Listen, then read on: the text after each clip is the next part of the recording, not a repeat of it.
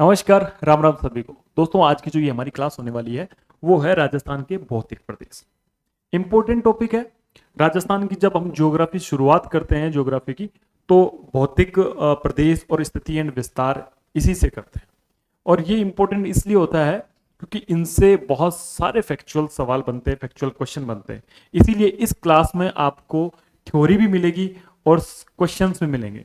जब भी अपन पढ़ाई करते हैं तो थ्योरी करना इंपॉर्टेंट होता है, उससे कहीं ज्यादा इंपॉर्टेंट होता है उस थ्योरी को करने के बाद क्वेश्चंस करना। तो आज की ये क्लास में थ्योरी और क्वेश्चन का एक कॉम्बिनेशन होने वाला है, अच्छा वाला कॉम्बिनेशन। ये देखो, ये सवाल से कुछ अपन सवाल ले रखे हैं। अब सबसे पहले अपन थ्योरी पढ़ेंगे। देखो, हमें पता है कि राजस्थान को चार भागों में बांटा गया है। कौन कौन से चार भाग है? मरुस्थलीय प्रदेश है, और अरावली प्रदेश है, पूर्वी मैदानी है, और दक्षिण पूर्वी पठारी प्रदेश है। ऐसे करके चार पार्ट में बांटा गया है। यहां आपका ज्यादा समय हम खराब करेंगे नहीं और शुरुआत कर देते हैं क्लास की। दोस्तों, सबसे पहले हम ये देख लेते हैं, ये राजस्थान का हमारा फिजिकल मैप है। राजस्थान, देखो, भारत में गोंडवाना लैंड और तेतीस सागर, इन दोनों के अवशेष पाए जाते हैं। जितनी भी फिजिकल संरचनाएं हैं, भौतिक संरचनाएं हैं, वो किसी न किसी चीज का अवशेष है। एक तो अवशेष किसका है? गोंडवाना लैंड और एक तेतीस सागर का। राजस्थान में भी गोंडवाना लैंड एवं तेतीस सागर के ही अवशेष पाए जाते हैं। देखो, मरुस्थल और पूर्वी मैदान, जो मैदान है, मरुस्थल भी एक तरीके का मैदान ही है, वो तेतीस सागर के अवशेष है। पहले क्या तेतीस सागर हुआ करता था, वो तेतीस सागर के रूप में ही आज मरुस्थल और पूर्वी मैदान हमारे स्थित है। और गोंडवाना लैंड के रूप में कौन कौन से हैं? अरावली पर्वतीय प्रदेश और पठारी प्रदेश, ये दोनों किसमें है? गोंडवाना लैंड के रूप में है। आगे यहां राजस्थान का भौतिक जो विभाग है, विभाजन है, वो हम देख लेते हैं। चार भागों में इसको बांटा गया है। एक प्यारा सा हमने यहां पर वर्गीकरण कर दिया है। अब आपको वर्गीकरण में बताता हूं कि सबसे पहले पश्चिमी मरुस्थलीय प्रदेश, ठीक है। अब इसके भी दो पार्ट है भाई। एक तो हो गया शुष्क मरुस्थलीय प्रदेश। अब शुष्क मरुस्थलीय प्रदेश के अंदर क्या आता है, ये देख लेते हैं। बालू का स्तूप युक्त और बालू का स्तूप मुक्त प्रदेश। और दूसरा जो इसका पार्ट है वो है अर्धशुष्क मरुस्थलीय प्रदेश। इसका मतलब क्या है? देखो, शुष्क जो मरुस्थलीय प्रदेश है, इसका मतलब है कि वो बहुत ज्यादा एरिड है, बहुत ज्यादा सूखा है, मतलब टोटल ही मरुस्थल ही पाया जाता है वहां पर। वो हो गया शुष्क, वहां की पूरी जो जलवायु है वो शुष्क है। एक हो गया अर्ध शुष्क, यानी वो मरुस्थल तो है लेकिन उसकी जो जलवायु है पूरी तरह से शुष्क जलवायु नहीं है, अर्ध शुष्क है। यहाँ अर्ध शुष्क के अंदर कौन कौन से पार्ट आ गए? जैसे हमारे राजस्थान का जो गग्गर का मैदान हो गया उत्तर में, शेखावाटी प्रदेश हो गया, नागौर उच्च भूमि हो गया, और गोडवाड़ प्रदेश हो गया। ये चार अर्ध शुष्क के क्या है? उपभाग है। दूसरा अरावली पर्वतीय प्रदेश। अब इसमें भी उत्तरी अरावली, मध्य अरावली, दक्षिणी अरावली, ऐसे तीन पार्ट हो गए। पूर्वी, जो हमारा पूर्वी साइड है, पूर्व में मैदान है। एक तो चंबल बेसिन। अब मैदान कौन बनाता है? मैदान नदियां बनाती है। कोई टाइम पर वहां से नदियां गुजरती थी, आज वहां नदियां गुजरती नहीं है। वो नदियां जो मिट्टी लेकर आई, जलोढ़ मिट्टी, कांप मिट्टी, उन्हीं के वो प्लेन बने हुए हैं, उन्हीं के वो मैदान बने हुए हैं। तो पूर्वी मैदानी प्रदेश में कौन कौन सी नदियों का बेसिन आता है? चंबल बेसिन आता है, माही बेसिन आता है, बाणगंगा बेसिन आता है, और बनास बेसिन आता है। एक मालपुरा करौली का मैदान और मेवाड़ का मैदान, ये सब पूर्वी मैदानी प्रदेश में आता है। दक्षिण पूर्वी पठारी प्रदेश, हमें पता है जो हाड़ौती वाला पार्ट है, ये भी किसमें है? विंध्यन कगार भूमि और दक्कन लावा पठार दोनों से मिलकर ये दक्षिण पूर्वी पठारी प्रदेश हमारा बना हुआ है। ये हो गया इसका क्लासिफिकेशन, ठीक है। यहां से अगर कोई सवाल बनता भी है तो वो यही सवाल बनता है कि भाई अर्धशुष्क मरुस्थलीय प्रदेश का कौन सा भाग नहीं है या कौन सा है। ऑप्शन में ये तीन दे सकते हैं, एक कोई गलत दे सकते हैं, सत्य असत्य वाला पूछा जा सकता है। तो इस तरीके से सवाल यहां बनते हैं। ये जो हमारी स्लाइड है ये काफी इंपॉर्टेंट है, इससे बहुत सारे सवाल बनते हैं। देखो, वो चार अपने प्रदेश हैं। सबसे पहले देख लेते हैं भाई क्षेत्रफल। राजस्थान का कितना क्षेत्रफल ये प्रदेश घेरते हैं, ये तो इंपॉर्टेंट है। पश्चिमी जो मरुस्थलीय प्रदेश है वो घेरता है 61.11। कितना भाई, ये फैक्ट है, याद करने की चीज है, 61.11। अब अरावली पर्वतीय प्रदेश घेरता है सिर्फ और सिर्फ 9% भाग, पूरे राजस्थान का जो क्षेत्रफल है उसका ये प्रतिशत है। पूर्वी मैदानी 23%, ऐसे ही दक्षिण पूर्वी पठारी प्रदेश 6.89%, ये सबसे कम भूभाग में फैला हुआ है। डायरेक्ट फैक्चुअल इनसे सवाल बनते हैं। दूसरी बात कौन सी पूछी जाती है भाई साहब की, अपने मरुस्थलीय प्रदेश में आपने बता दिया कि 61% है, तो यहां पर जनसंख्या कितनी है? देखो जनसंख्या यहां पर 40% है। ऐसे मान के चलो कि यार 60% के आसपास तो उसका क्षेत्रफल है और 40% वहां की जनसंख्या है, तो कुल मिलाकर 100 हो गया ना। तो इस तरीके से आप याद कर सकते हो इस चीज को। हमारा जो मरुस्थल है ना वो दुनिया का सबसे बड़ा मतलब जैव विविधता वाला भी मरुस्थल है, और सबसे ज्यादा जनसंख्या जिस मरुस्थल में पाई जाती है, यानी जनसंख्या घनत्व सबसे ज्यादा जिस मरुस्थल में है वो है थार का मरुस्थल। तो 40% यहां जनसंख्या पाई जाती है। अपने राजस्थान की सबसे ज्यादा जो जनसंख्या है वो 40% वो इस सबसे बड़े भूभाग में पाई जाती है। दूसरा अरावली पर्वतीय प्रदेश 9% है। अरे 9 में 10 है, 9 में क्या है 10 है। 9% क्षेत्रफल में 10% जनसंख्या निवास करती है, ये याद हो जाएगा भाई।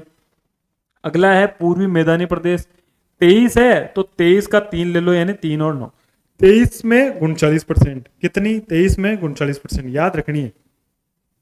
एक जगह 40 लिखा हुआ है, एक जगह 9 लिखा हुआ है, एक जगह 39 लिखा हुआ है और एक जगह लिखा हुआ है 11%। ये याद रखना। ये 6.89 दक्षिण पूर्वी पठारी प्रदेश है। इसमें देखो परसेंट 6 है लेकिन जनसंख्या 11 है, 6.89 है, यानी लगभग 7% के आसपास में 11% जनसंख्या निवास करती है। अब यहां पर इस सारणी से सारी चीजें आपके क्लियर हो जाएगी। अवशेष किसका है? पश्चिम मरुस्थलीय प्रदेश, मैंने अभी बताया था। जो मैदानी प्रदेश है वो किसके पार्ट है? वो टेथिस सागर के पार्ट है। तो टेथिस सागर का ही पार्ट क्या है? हमारा पश्चिमी मरुस्थलीय प्रदेश। और टेथिस सागर का ही पार्ट कौन है? हमारी सांबर झील है, वो भी टेथिस सागर का ही पार्ट है। और जो पर्वतीय आ गए, पहाड़ी आ गए, पठारी आ गए, वो गोंडवाना लैंड के हैं। तो अरावली पर्वतीय किसका हो गया? गोंडवाना लैंड का हो गया। पूर्वी मैदानी मैंने बताया, मैदान हो गया, मरुस्थल हो गया, किसका आएगा भाई? टेथिस सागर का पार्ट है। तो दक्षिण पूर्वी पठारी किसका आएगा? गोंडवाना लैंड का पार्ट आ जाएगा। अब कभी कभी क्या है दोस्तों, इसमें एक सवाल ये भी पूछ किया जाता है कि जो अरावली पर्वतीय प्रदेश है वो किस युग का है, यानी किस काल का है। तो यहां पर उत्पत्ति कब हुई थी, कुल मिलाकर इसका ओरिजिन कब से है, ये मूलतः पैदा कब हुआ, ये पार्ट। तो पश्चिमी मरुस्थलीय प्रदेश उत्तर प्लीस्टोसिन काल, यानी जो प्लीस्टोसिन काल है उसके बाद का काल, बाद का भी नहीं कहेंगे, मतलब उत्तर प्लीस्टोसिन काल कहेंगे। जैसे पूरा प्लीस्टोसिन काल मान लो 100 साल का रहा हो, तो 50 साल के बाद में जो काल है उसको उत्तर प्लीस्टोसिन काल कहा जाता है। तो ये उत्तर प्लीस्टोसिन काल हो गया। अरावली अगर पूछ ले तो वो हो गई प्री कैम्ब्रियन युग की। कौन से युग की है अरावली? प्री कैम्ब्रियन युग की। और पूर्वी मैदानी प्रदेश है, ये प्रारंभिक प्लीस्टोसिन। देखो शुरुआती प्लीस्टोसिन काल में तो कौन हो गया? पूर्वी मैदानी प्रदेश बने। और उत्तर प्लीस्टोसिन युग में कौन सा बना? पश्चिमी मरुस्थलीय प्रदेश। ये ध्यान रखना है, प्रारंभिक में पूर्वी, प से प्रारंभिक, प से पूर्वी, ये याद रखना है ना, प्लीस्टोसिन काल। और जो दक्षिण पूर्वी पठारी प्रदेश है वो क्रिटेशियस युग में है। कौन से युग में है? क्रिटेशियस। देखो 4 ही नाम है, तो 4 आप आराम से याद कर सकते हैं, इंपॉर्टेंट है, सवाल बनते हैं। मिट्टी आपको पता है मरुस्थलीय प्रदेश में तो रेतीली या बलुई मिट्टी पाई जाएगी। अरावली के अंदर जो पर्वतीय मिट्टी ही पाई जाएगी, तो पर्वतीय मिट्टी पाई जाएगी। बाकी अपन चीजें जब मिट्टी आएगी तो उनको खोल के आराम से पढ़ेंगे ना। अब पूर्वी मैदानी प्रदेश, तो मैदानी प्रदेश में जलोढ़ मिट्टी है। आपको पता है जलोढ़ मिट्टी क्या होती है?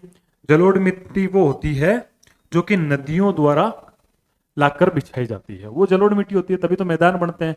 हमारे जैसे गंगा का मैदान हो गया, यमुना का मैदान हो गया, तो जलोढ़ मिट्टी पाई जाती है मैदानी प्रदेश में।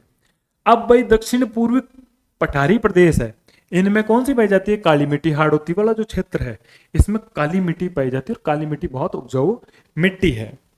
ठीक है, यहां हम चारों पे मिट्टी भी बता दी। अब भैया चारों की जलवायु भी बता दो। तो मरुस्थलीय प्रदेश की जलवायु दोनों है। मैंने बताया था कि मरुस्थलीय प्रदेश है उसको दो पार्ट में बांटते हैं, शुष्क भी है और अर्ध शुष्क भी है। तो जलवायु भी कैसी होगी? शुष्क होगी और अर्ध शुष्क होगी। ठीक है, समझ में आ गई? ये सारणी बहुत इंपॉर्टेंट है, इससे बहुत सारे सवाल डायरेक्टली पूछे जाते हैं। अरावली, अब अरावली आर्द्र जलवायु है लेकिन उप आर्द्र है, पूरी तरह से आर्द्र नहीं है।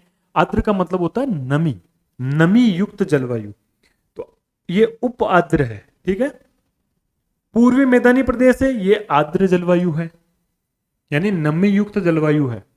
और दक्षिण पूर्वी पठारी प्रदेश है, यहां पर सबसे ज्यादा वर्षा होती है, तो ये अति आर्द्र है। सबसे कम तो शुष्क और अर्ध शुष्क। उनसे थोड़ी ज्यादा बरसात होती है, बारिश होती है तो उप आर्द्र।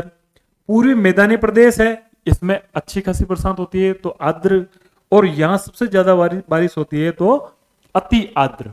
एक चीज और पूछ ली जाती है, ये सवाल जब नए जिले बने उसके बाद में मैं बता रहा हूं कि पश्चिमी मरुस्थलीय प्रदेश में तो 19 जिले आते हैं। कितने आते हैं भाई? 19 जिले आते हैं। अरावली पर्वतीय प्रदेश में कितने आते हैं? 20 जिले आते हैं। ध्यान रखना, सबसे ज्यादा जो जिले आ रहे हैं वो अरावली पर्वतीय प्रदेश में आ रहे हैं 20, और मरुस्थल वाले में भी अपने कितने जिले आ रहे हैं? 19। टोटल कुल मिलाकर 50 जिले। पूर्वी मैदानी में आ रहे हैं 15 जिले, और इसमें तो 4 ही है, कोटा, बूंदी, बारा और झालावाड़। तो 4 जिले, इसका तो कोई दिक्कत नहीं है, याद हो जाएगा। इसमें 19 है, इसमें 20 और इसमें 15, ऐसे कुल मिलाकर 50 जिले। ये सारणी बहुत इंपॉर्टेंट है, याद कर लेना आप। आगे सबसे पहले आज की जो इस क्लास है, इस क्लास में हम पश्चिमी मरुस्थलीय प्रदेश को अच्छे से कवर करने वाले हैं, तो ध्यान से इस क्लास में बने रहो, है ना। बहुत अच्छी क्लास जाने वाली है, और अपन ऐसे नहीं है कि भाई ऊपर ऊपर से पढ़ा दिया, पूरा डिटेल में पढ़ा रहे हैं आपको ना। यह मरुस्थल राजस्थान में लगभग 2,09,000 वर्ग किलोमीटर में फैला है। संपूर्ण थार का 62%, 3/5 भाग अकेले राजस्थान में। ये बड़ी बात है, यहां से सवाल इस लाइन से बनता है कि जो भारत में पूरा थार का मरुस्थल फैला हुआ है उसमें राजस्थान के अंदर 62% भाग है, यानी 3/5 भाग। राजस्थान के मरुस्थलीय जिले कौन कौन से हैं? अब देखो, मैंने बता दिया भाई 19 जिले हैं। ये पीपीटी में आपको जो स्मृति कोचिंग क्लासेस का टेलीग्राम चैनल है वहां पर उपलब्ध करवा दूंगा, आप वहां से इसको देख लेना ना, उसको ज्वाइन कर लेना। तो ये तो मैं पता ही, जैसलमेर है, बाड़मेर है, ये पहले भी था। अब बाड़मेर से बालोतरा जिला मिल रहा है तो बालोतरा ऑब्वियसली होगा। जालोर पहले भी था तो जालोर से सांचौर बना है तो सांचौर ऑब्वियसली होगा। पाली पहले भी था, अब भी है। तो पश्चिमी ब्यावर, जो ब्यावर है वो अजमेर और पाली के कुछ हिस्सों को मिलाकर ही तो बनाया गया है, तो ये ब्यावर जरूर होगा क्योंकि पाली था उसमें। जोधपुर जो हमारा है वो मरुस्थलीय जिलों में आता है, तो जोधपुर से बना जोधपुर, जोधपुर ग्रामीण और फलोदी तीनों, तो तीनों जिले ही लेने पड़ेंगे अपन को। नागौर, नागौर से 2 जिले बने थे, नागौर और डीडवाना कुचामन, तो डीडवाना और कुचामन भी दोनों आ जाएंगे, नागौर और डीडवाना कुचामन। बीकानेर जरूर आएगा, पहले भी था। गंगानगर था, गंगानगर से अनूपगढ़ मिला तो अनूपगढ़ को भी लेना पड़ेगा। और हनुमानगढ़, चूरू, झुंझुनू, सीकर, शेखावटी तीनों ये आ गए। तो ऐसे कुल मिलाकर 19 जिले हमारे हैं। अब हमें यही याद रखना है कि नए जिलों के हिसाब से 19 जिले हैं। अरावली के पश्चिम में स्थित जिले, या अरावली में जो स्थित जिले हैं, सॉरी अरावली में जो स्थित जिले हैं वो है, उसके पश्चिम में 20 जिले हैं। यह विश्व का सबसे घना मरुस्थल है। सबसे बड़ी बात है, विश्व का सबसे घना मरुस्थल है, सबसे ज्यादा आबादी पाई जाती है। विश्व में सर्वाधिक जैव विविधता वाला मरुस्थल भी यही है। जैव विविधता का मतलब हो गया कि यहां पर जीवों की विभिन्नता है, अलग अलग प्रकार के जीव भी पाए जाते हैं जो कि सरवाइव करते हैं। बहुत सारी वैरायटी के पेड़ पौधे भी पाए जाते हैं, यहाँ नीम भी पाया जाता है, यहाँ पर मरुस्थलीय प्रकार की वनस्पति पाई जाती है, खेजड़ी भी पाई जाती है। यह विश्व में सर्वाधिक आबादी वाला मरुस्थल है। भैया मारवाड़ी लोग हैं, देखो मरुस्थल के अंदर कितनी जनसंख्या है ना। आगे बढ़ते हैं। ये राजस्थान का सर्वाधिक क्षेत्रफल वह सर्वाधिक जनसंख्या वाला भौतिक भाग है। ये तो अपन ने देख लिया 61% और 40%। 61.11% तो क्या हो गया, क्षेत्रफल हो गया, और 40% जनसंख्या तो सर्वाधिक जनसंख्या भी इसी पार्ट में रहती है और सर्वाधिक क्षेत्रफल भी इसी का है। इसका सबसे बड़ा अभ्यारण्य हमारा राष्ट्रीय मरु उद्यान जो जैसलमेर में है, ये इसका सबसे बड़ा राष्ट्रीय उद्यान है। क्षेत्रफल में सबसे बड़ा जिला जैसलमेर। इस क्षेत्र का सबसे बड़ा जो बांध है वो जवाई बांध है। ये इंपॉर्टेंट है, मरुस्थलीय प्रदेश में पड़ता है जवाई बांध। इस क्षेत्र का सबसे बड़ा बांध है, पाली के अंदर है, जवाई नदी के ऊपर बनाया गया। थार मरुभूमि में का सबसे बड़ा शहर, भाई शहर आसपास में कौन सा है? जोधपुर। ये जैसलमेर तो कोई बड़ा शहर है नहीं, तो जोधपुर। इस क्षेत्र की सबसे बड़ी नदी कौन सी है? तो पश्चिमी क्षेत्र में जो नदी बहती है वो नागपाड़ से निकलकर हमारे बाड़मेर में जाती हुई कच्छ के रण में मिल जाती है, वो नदी है लूणी नदी। तो लूणी नदी भी किसमें? मरुस्थलीय क्षेत्र में बहती है। इस क्षेत्र की सबसे बड़ी नहर कौन सी है? तो सबसे बड़ी नहर अपनी आईजीएनपी नहर है, इंदिरा गांधी नहर है। चलो कॉमन से सवाल है। अब आती है वर्षा रेखा। देखो एक आती है 10 सेंटीमीटर, एक 25 सेंटीमीटर, एक 50 सेंटीमीटर।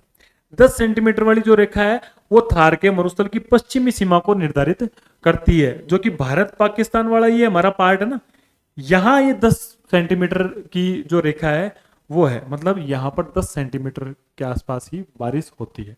और ये कहां से गुजरती है? जैसलमेर से गुजरती है। यही इंपॉर्टेंट है 10 सेंटीमीटर में, तो अगर कोई सवाल पूछे तो। दूसरा 25 सेंटीमीटर। 25 सेंटीमीटर मैंने आपको कहा था कि देखो मरुस्थल के दो पार्ट है, शुष्क और अर्धशुष्क। 25 सेंटीमीटर वो रेखा है जो शुष्क और अर्धशुष्क दोनों को बांटती है, दोनों को बीच में से बांटती है। ध्यान से समझना, यहां कंफ्यूजन बहुत ज्यादा हो जाता है। ये इंपॉर्टेंट चीजें हैं, इंपॉर्टेंट, लगा लो इनको। 25 सेंटीमीटर उत्तर पश्चिमी मरुस्थल को लगभग दो भागों में बांटती है। किसको बांटती है? मरुस्थल को बांटती है, यानी कि शुष्क और अर्धशुष्क।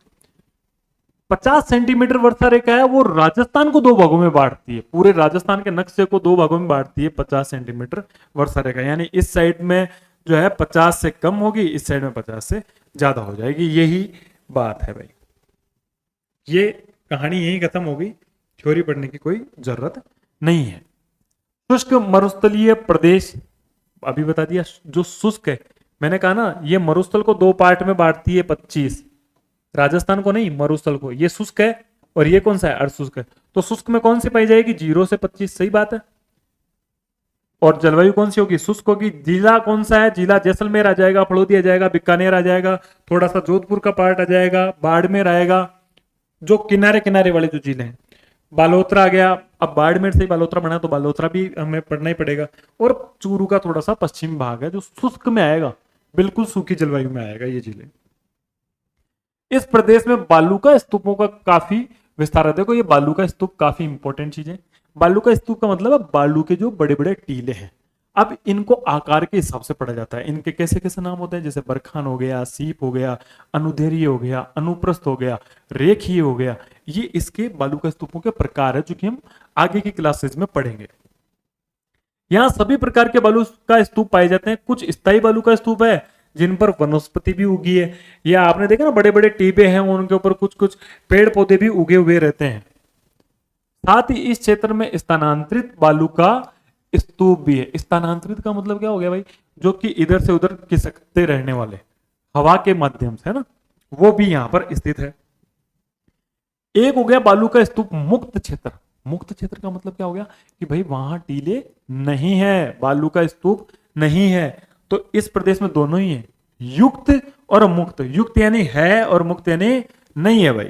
ठीक है भाई जी, आगे देख लें आप आइए कि इस प्रदेश में, मरुस्थलीय प्रदेश में जैसलमेर हो गया, फलोदी हो गया, बालोतरा हो गया। कहां कहां?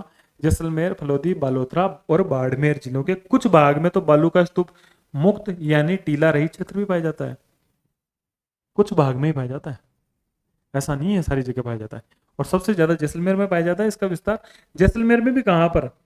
फलोदी, जैसलमेर जिले में पाया जाता है, फलोदी में पाया जाता है, पोखरण और बालोतरा के बीच में पाया जाता है।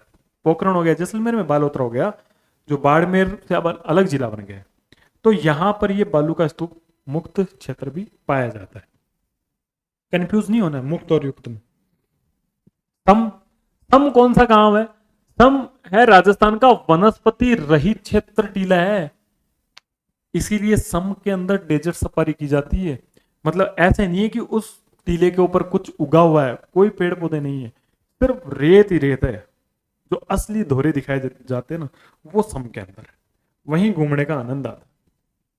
ये राजस्थान का न्यूनतम वर्षा वाला स्थान है और डेजर्ट सफारी के लिए, इसीलिए डेजर्ट सफारी के लिए सम प्रसिद्ध है। आगे ये इंपॉर्टेंट है भाई, इंपॉर्टेंट लगा लो, लाठी सीरीज कई बार सवाल पूछे गए हैं।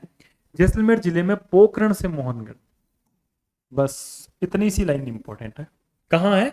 जैसलमेर जिले में है, पोखरण से मोहनगढ़ है, ये ध्यान रखना है। भारत पाकिस्तान जो सीमा के सारे ही जैसलमेर में। 80 किलोमीटर लंबी पृथ्वी के अंदर बहती हुई मीठे पानी की जलधारा है, जिसे भूगर्भिक जलपट्टी या लाठी सीरीज कहा जाता है।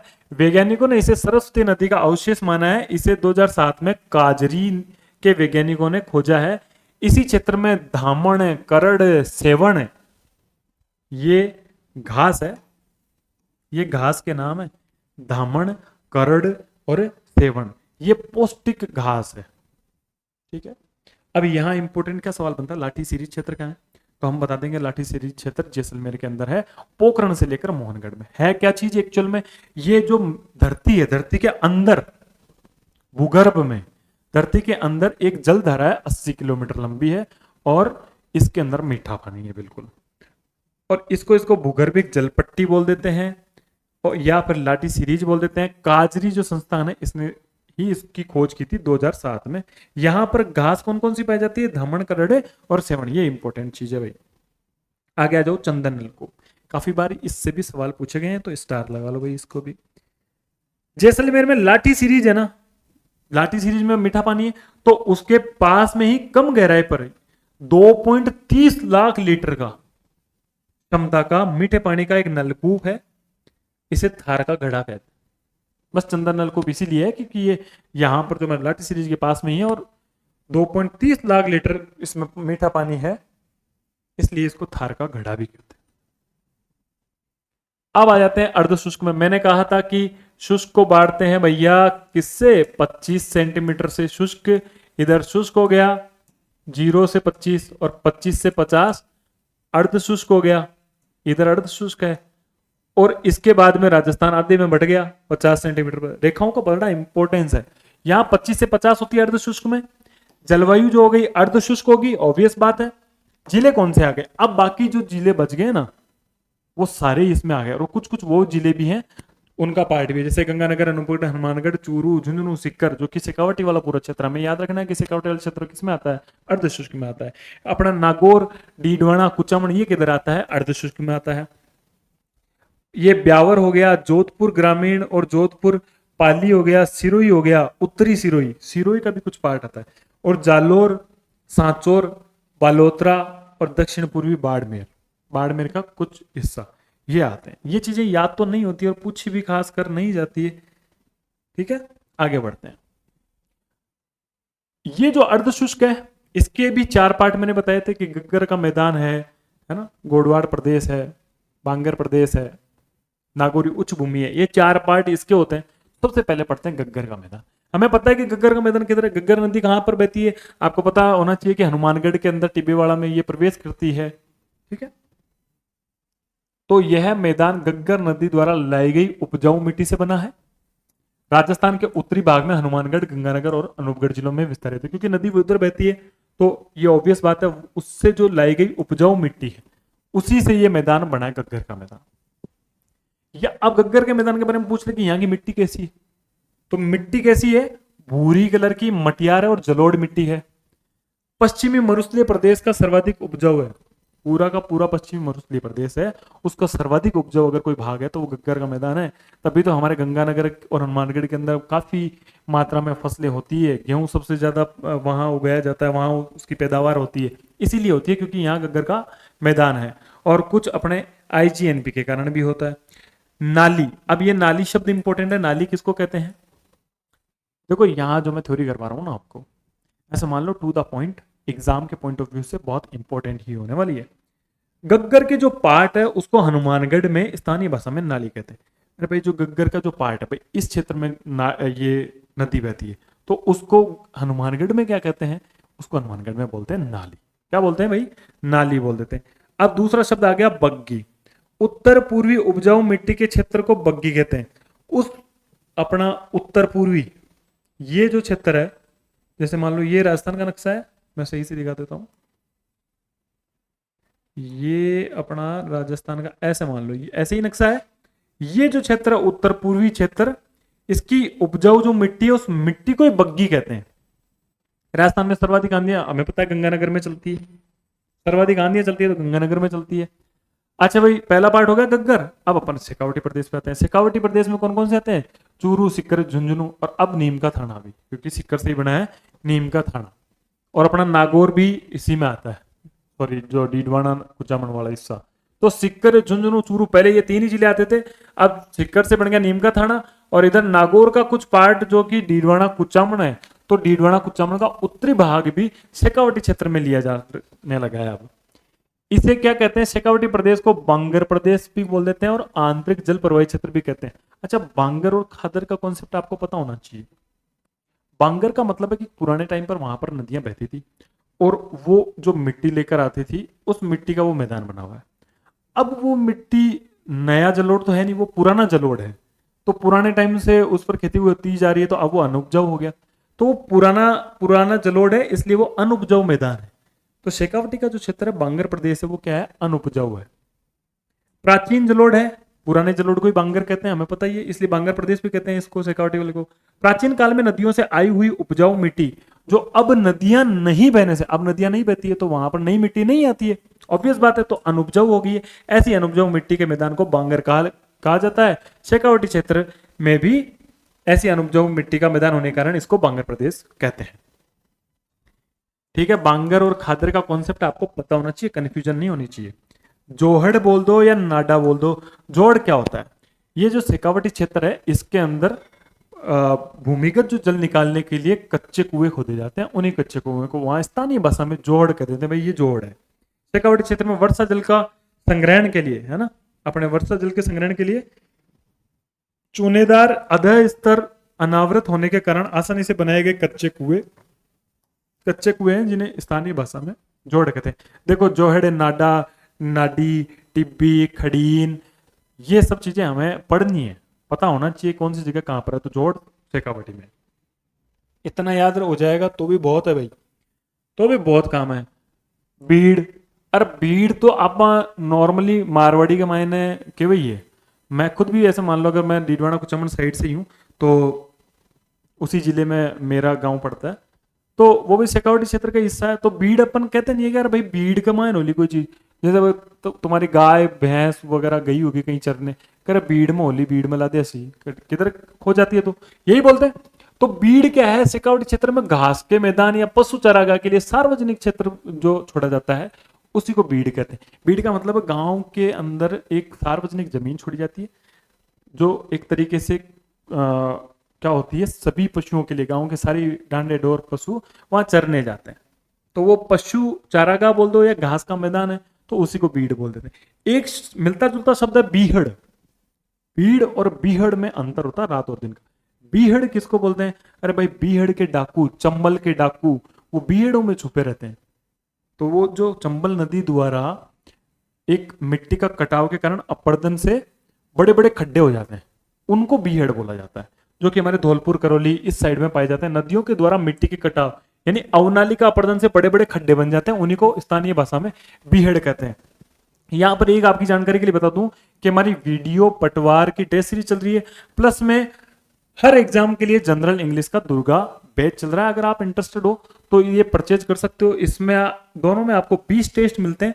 20 टेस्ट में 9 टॉपिक वाइज है, 3 रिवीजन है और 8 फुल लेंथ है। देखो, फुल लेंथ भी बहुत मात्रा में दिए गए, 8 टेस्ट दे रहे हैं और 9 के अंदर पूरा का पूरा सिलेबस हो रहा है। 3 फिर रिवीजन के लिए। ये आप ऐप पर देख लेना, अभी इन पर ऑफर भी चल रहा है। ऑफर आपको टेलीग्राम के माध्यम से पता लग जाएगा। ठीक है, आगे बढ़ते हैं। अब आते हैं भाई तीसरे पार्ट पे। तीसरा कौन सा हो गया इसका? नागौरी उच्च भूमि। नागौरी उच्च भूमि, लूनी बेसिन, जो लूनी नदी नागपार से आती है, और शेखावटी प्रदेश के मध्य, दोनों के बीच में लूनी बेसिन हो गया और शेखावटी के बीच में उठा हुआ जो भाग है किसका? नागौर का। नागौर व डीडवाना कुचामन, अब दो को नागौर से डीडवाना कुचामन टूट के बना है, तो दोनों को अपन साथ लेंगे। जिले की ऊंची उठी हुई भूमि को हम नागौर उच्च भूमि कह देते हैं। ये ध्यान रखने वाली बात है। सर्वाधिक खारे पानी की झीलें यही पाई जाती है, सबसे ज्यादा खारे पानी की झीलें यही तो पाई जाती है। देखो नावा सांबर के साइड में कौन सी है, सांबर झील है। कुचामन भी एक झील है, डीडवाना भी एक झील है, जो कि क्या कि खारे पानी की झील है, तो यहाँ नमक बनाया जाता है। इसी क्षेत्र में एक कुबड़ पट्टी का सवाल कई बार आपने पढ़ा भी होगा, पूछा भी जाता है। कुबड़ पट्टी क्या है? नागौर और अजमेर के बीच में एक पट्टी है, जहां क्या है, फ्लोराइड उस पानी में बहुत ज्यादा मात्रा में है, और फ्लोराइड के कारण क्या है, वहां के लोगों में एक रोग हो जाता है, फ्लोरोसिस उस रोग का नाम होता है। क्या होता है? सॉरी, हाँ, फ्लोरोसिस नाम का एक रोग हो जाता है। इस रोग के कारण होता क्या है, वहां के लोगों के दांत पीले पड़ जाते हैं, प्लस में जो हड्डियां हैं वो टेढ़ी मेढ़ी हो जाती है, तो लोगों के पीठ में कुबड़ निकल जाता है। इसीलिए इस क्षेत्र को कुबड़ पट्टी कहा जाता है, नागौर और अजमेर के बीच में।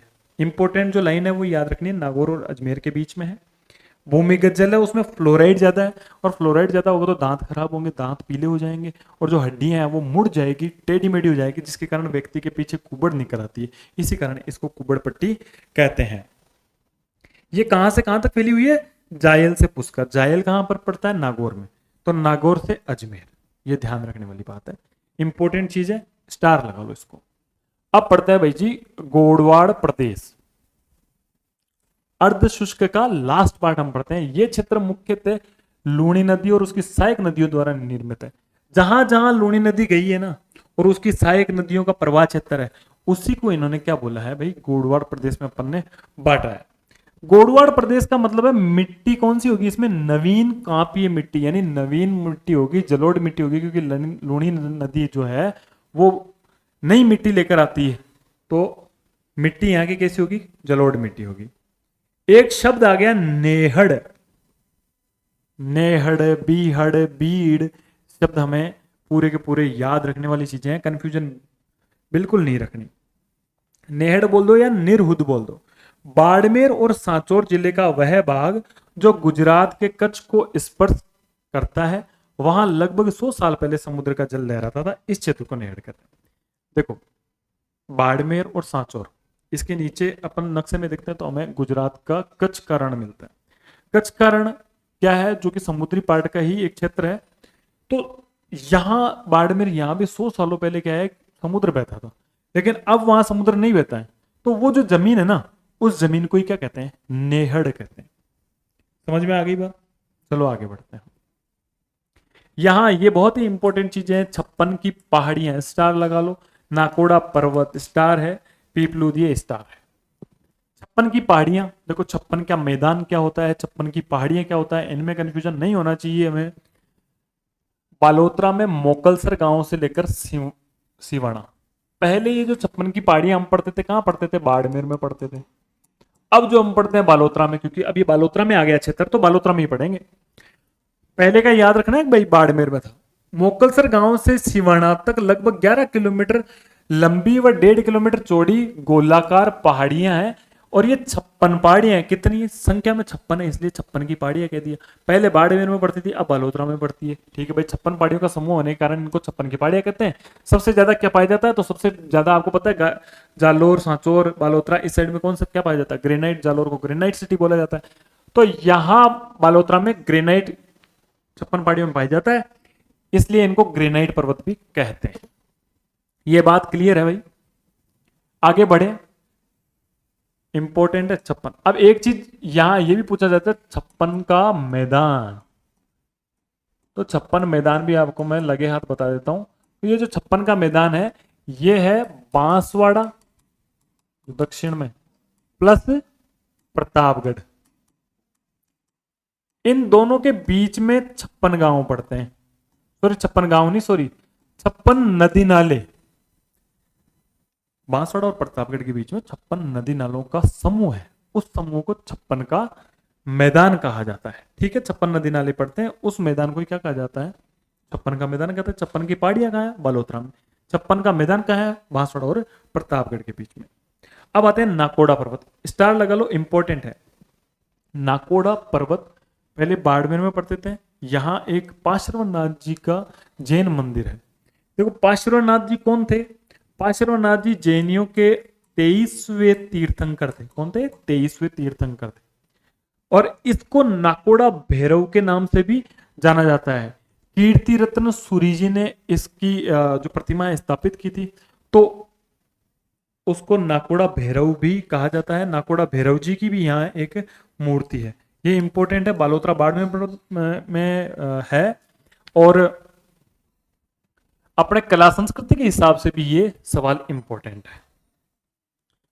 आगे पढ़ते हैं पीपलूद। ये पीपलूद क्या है भाई? बालोतरा में इसे रेगिस्तान का माउंट आबू या राजस्थान का लघु माउंट आबू कहा जाता है, क्योंकि यह है पश्चिमी राजस्थान का सर्वाधिक वर्षा वाला स्थान है।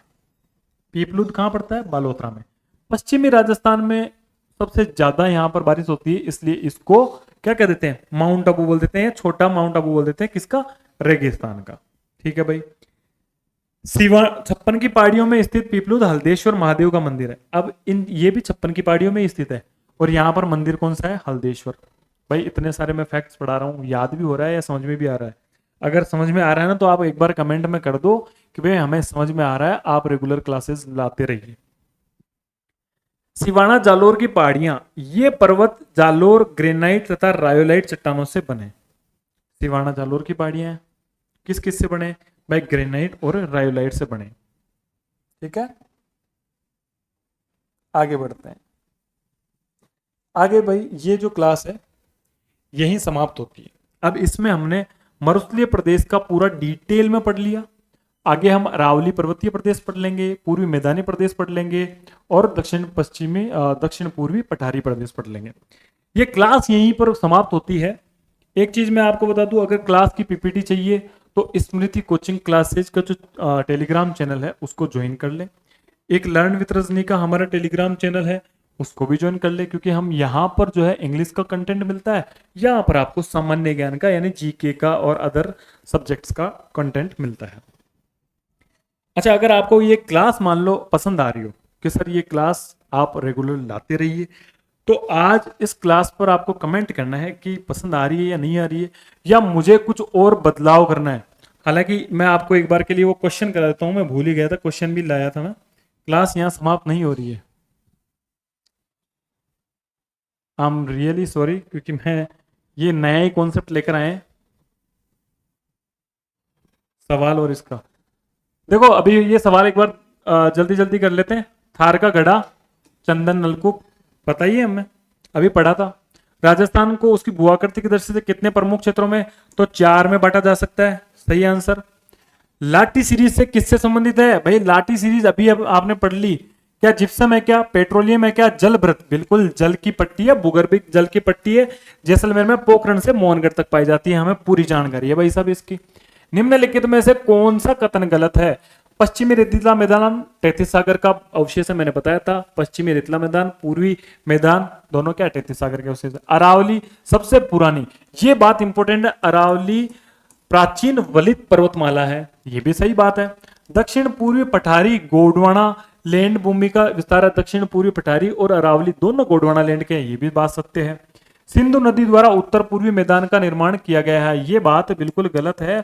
उत्तर पूर्वी जो मैदानी प्रदेश है इसका जो पार्ट है वो यमुना प्लस गंगा से बनाया गया है, ये ध्यान में रखना है। सिंधु नदी द्वारा नहीं बनाया गया है। अगला सवाल, तो यही ऑप्शन सही हो गया यहां पर। पश्चिमी रेतीले मैदान की पूर्वी सीमा निर्धारित होती है। पश्चिमी रेतीला, ध्यान रखना, पश्चिमी रेतीला मैदान पूछा है, तो 30 सेमी, 50 सेमी, 60 सेमी, 20 सेमी। अगर यहां पर ये बोल देते कि शुष्क पश्चिमी जो मरुस्थल है उसकी कितनी होती तो 25 से होती, लेकिन पश्चिमी रेतीला मैदान बोल दिया तो 50 सेंटीमीटर हो गई, क्योंकि ये राजस्थान को 2 पार्ट में बांटती है। अगला सवाल भी देख लेते हैं। राजस्थान का मरुस्थल किस नाम से जाना जाता है? तो वो गोबी, सहारा, कालाहारी नहीं भाई, थार के नाम से जाना जाता है। निम्न में से थार मरुस्थल के भाग कौन से हैं? गोडवार प्रदेश बिल्कुल है, अभी पढ़ाया था। शेखावाटी भी है भाई, और गग्गर का मैदान भी है, लेकिन बनास का मैदान थार का मरुस्थल है क्या? नहीं है भाई, तो ये नहीं है। तो ए, बी और डी जिसमें आ जाए एक सही कर दो, ए, बी और डी, ये सही हो गया। राजस्थान की कुब्बड़ पट्टी कहाँ है? भरतपुर, अलवर, कोटा, बूंदी, बांसवाड़ा, डूंगरपुर, नागौर, अजमेर। अभी पढ़ाया था भाई, ये सही हो गया। भारत में स्थित कुल मरुस्थल का राजस्थान में कितना प्रतिशत है? ये मैंने बताया था आपको कि जो जितना भारत में मरुस्थल है उसका 62% है, 3/5 भाग है। ये दोनों चीज अगर कहीं मिल जाए 62%, तो 62% सही आंसर हो गया। मालपुरा करौली मैदानी भाग है माही बेसिन का, बाणगंगा का, चंबल का या बनास मैदान का? जो मालपुरा करौली का मैदान है वो है बनास का। ठीक है भाई, अब वापस हमारी क्लास होगी, सवाल हो गए। दोस्तों आज की क्लास कंप्लीट हो चुकी है, अगली क्लास में मिलेंगे हम। कमेंट आप कर देना अगर अच्छी लगी हो क्लास तो, और अगर ऐसी क्लासेस आपको रेगुलर चाहिए तो। बाकी मिलते हैं नेक्स्ट क्लास में नेक्स्ट टॉपिक के साथ में। तब तक के लिए बाय बाय, टेक केयर, पढ़ते रहिए, मुस्कुराते रहिए, हंसते रहिए।